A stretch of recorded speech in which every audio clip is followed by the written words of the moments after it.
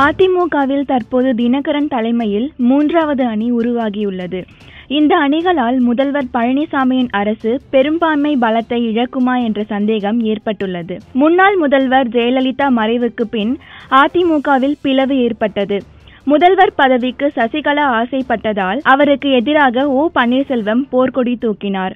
இதனால் ஓபிஎஸ், சசிகலா தலைமையில் இரு அணிகளாக அதிமுக பிரிந்தது. சசிகலா அணிக்கு எம்எல்ஏக்கள் பலம் அதிகம் இருந்ததால் அவரது ஆதரவுடன் பழனிசாமி முதல்வரானார். அவரது தலைமையில் புதிய அமைச்சரவை பதவியேற்றது.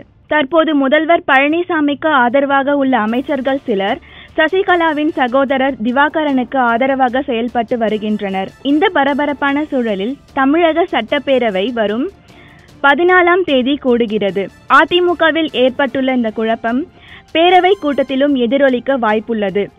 ஒருவேளை மானிய கோரிக்கைகளை நிறைவேற்றுவது, சட்டங்களை நிறைவேற்றுவதில் 3 அணிகளும் தனித்தனியாக செயல்பட்டால் முதல்வர் பழனிசாமி அமைச்சரவைக்கு சிக்கல் ஏற்படும் என்பதே அரசியல் நோக்கர்கள் கருத்தாக உள்ளது.